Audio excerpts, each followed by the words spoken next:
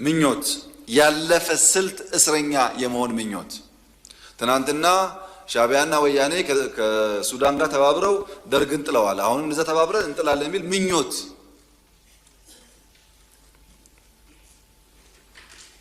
እንኳን ሻዕቢያና ወያኔና ሱዳን ሌላም ቢጨመር በኢትዮጵያ ሉዓላዊነት ቅንጣት ታክል ስጋት የለም ቅንጣት ታክል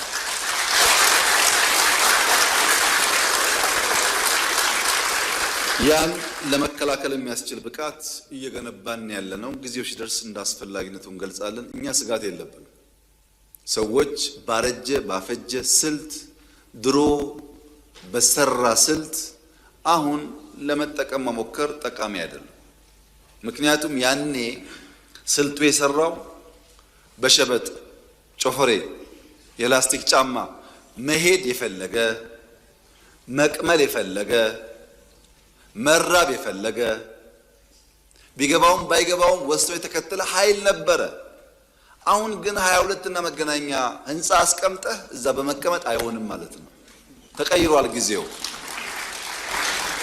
ሀብት እያፈራህ ሀብትን እያጣጣምክ ራስን ደግሞ ለመስዋዕት ማዘጋጀት አብሮ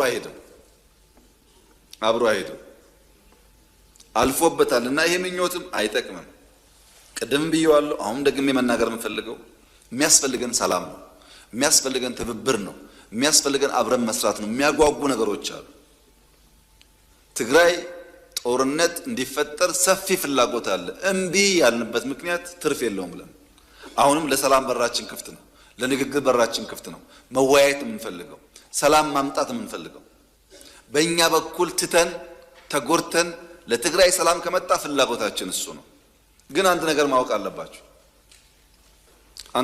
አለባችሁ የዛሬ 20-30 ዓመት አሁን ያለው መንግስት አሁን እዚህ ፍለፊት የምታዩቸው ሰዎች ከወረዱ በኋላ ተመልሰው መጥተው ኢትዮጵያን እንምራ ካሉ ኢትዮጵያ ሞታለች ማለት ነው እውነቴን ነግራችሁ ኢትዮጵያ ለዘመኑ ለሲዝን የሚመጥን መሪ መፍጠር ካልቻለች ሰዎች እየወጡ የሚመላለሱባት ከሆነ ኮሌክቲቭሊ ሞታለች ማለት ነው ይሄ የሚያኮራ ነገር አይደለም የሚያሳፍር ነገር ነው 50 ዓመት ፓርቲ መርተህ ፓርቲ የሚተኩ ሰዎች ካልፈጠርክ ሌላ 1000 ቢሰጣ አትፈጥርም ማለት ነው ቲፒኤልኤፍ 50 ዓመት ፖለቲካል ፓርቲ ሆኖ አንጋፋ ፓርቲ ሆኖ ወጣቱን ትውልድ ማመን ካልቻለ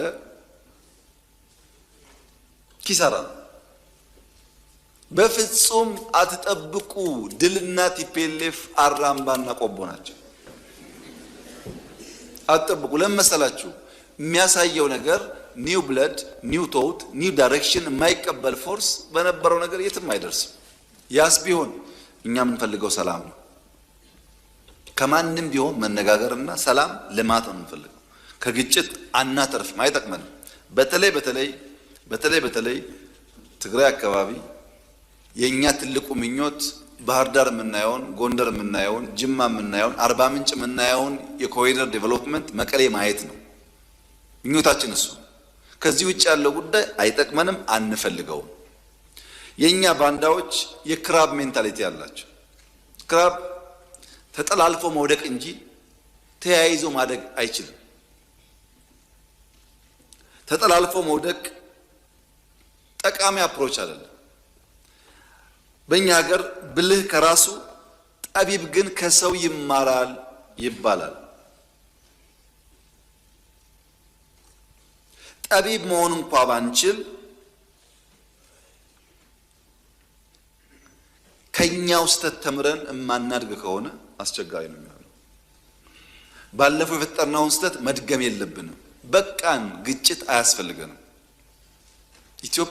የኢትዮጵያ መከላከያ ሰራዊት አሁን ያለው አቅም ትናንትና ካለው ጋር አይገናኝም ግጭት ካለ ኪሳራው ጥፋቱ ብዙ ነው እና እባካችሁን በየትኛውም ቦታ ያላችሁ ሊቀመንበር ካልሆናችሁ ዓለም የለ ይመስላችሁ እናንተ ሊቀመንበር የሚል ማድረግ እንሰጣችኋለን ግን ሰላማችሁን ስጡን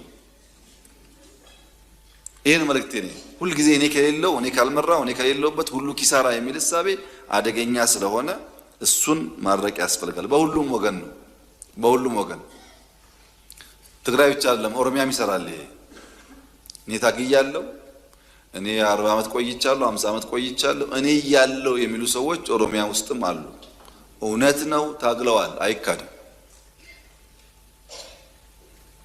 ለምሳሌ የኦነግን የትግል ታሪክ ለማራከስ የሚሞክር ኦሮሞ የለም። እኔ ልንገራችሁ፣ ታግሏል። ኦነግ ኦሮሞን አንቅቷል፣ ኦሮሞን አደራጅቷል።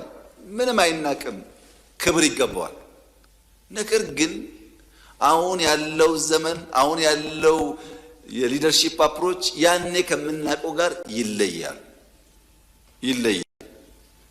ለዛ ደግሞ የተዘጋጀ ኃይል ሲኖር እንዲሁ ሰብሰብ ብሎ ማክበር ጥሩ ነው የሚሆነው። መናናቅ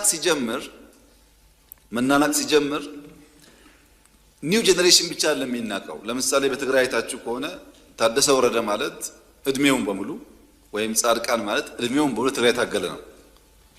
በትግል ደረጃ